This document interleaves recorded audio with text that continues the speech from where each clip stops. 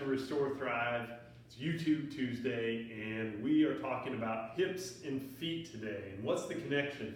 Well, anytime we squat, anytime we run, walk, those two areas are so responsible for how our knees feel and how efficient we are at moving in those patterns. So what we're going to give you today is just a simple opener for your hips and for your ankles, especially if you have a hard time getting in that deep squat position. If you're stiff through your ankles, you have a hard time really getting that ankle flexed up, or you have a hard time getting that knee past the crease of your hip. This is one that we really like.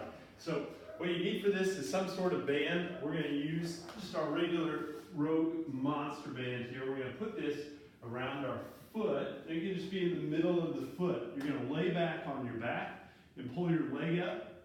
It's all right if your knee is a little bent. It doesn't need to be all the way straight.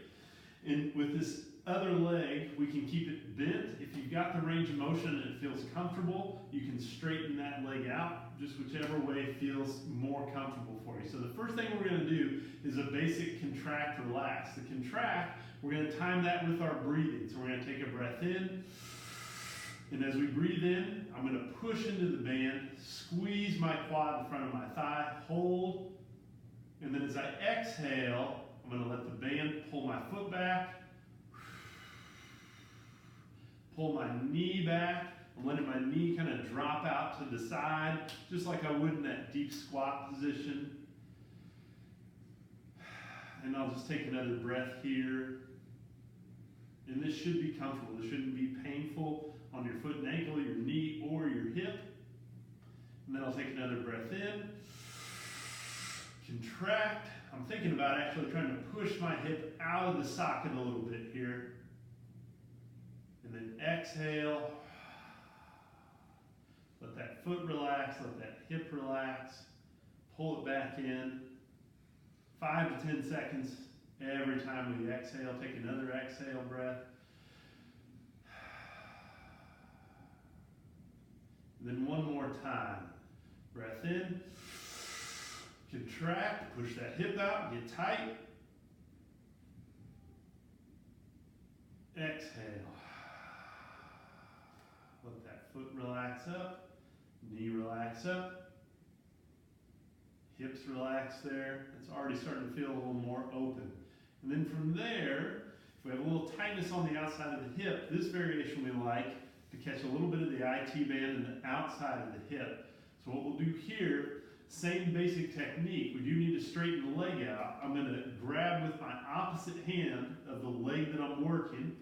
I'm going to pull that leg just across midline. It doesn't need to be all the way down to the floor, just to the point again where I feel a little pull through the outside of the hip. I'm going to let my other arm hang out here so that I don't get too rotated over with my upper body.